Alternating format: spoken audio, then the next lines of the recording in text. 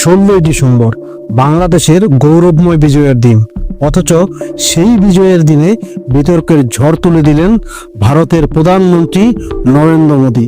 তার এক বিতর্কিত পোস্ট ঘিরে এখন সোশ্যাল মিডিয়া উত্তপ্ত, ক্ষোভে ফুঁসছে পুরো বাংলাদেশ।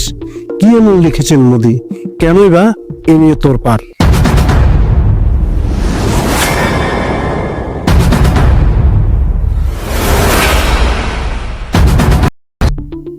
গত 5 আগস্ট তৎকালীন প্রধানমন্ত্রী শেখ হাসিনার পদত্যাগের পর ভারত বাংলাদেশের সম্পর্কের অবনতি ক্রমশ স্পষ্ট। সীমান্ত উত্তেজনা, নানা অভিযোগ আর কট্টর হিন্দুত্ববাদীদের উস্কানিতে পরিবেশ দিন দিন ঘোলাটে হচ্ছে।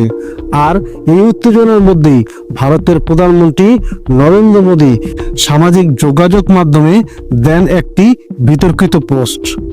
মোদী লিখেন, আজ বিজয় দিবসে আমরা 1971 সালে ভারতের ঐতিহাসিক বিজয়ে অবদান রাখা সাহসী সেনাদের শ্রদ্ধা জানাই। তাদের আত্মত্যাগ আমাদের জাতিকে গৌরব এনে দিয়েছে। প্রশ্ন একটাই, বাংলাদেশের নাম কোথায়? মোদীর এই বক্তব্য কি বাংলাদেশের মহান মুক্তিযুদ্ধকে ভারতের যুদ্ধ হিসেবে প্রতিষ্ঠার চেষ্টা নয়? সোশ্যাল মিডিয়ায় মুহূর্তেই ঝড় ওঠে। কেউ লিখেছেন 16ই ডিসেম্বর আমাদের বিজয় দিবস, ভারতের নয়। আরেকজনের মন্তব্য, গুজরাটের কসাই, ইতিহাস বিকৃতির চেষ্টা করলে কঠিন জবাব দেওয়া হবে। দর্শক, ইতিহাস কখনো মিথ্যা বলে না। 1971 সালের মহান মুক্তিযুদ্ধে ভারত শেষের দিকে সহায়তা করেছে ঠিকই, কিন্তু নেতৃত্বে ছিল বাংলাদেশের দামাল ছেলেরা।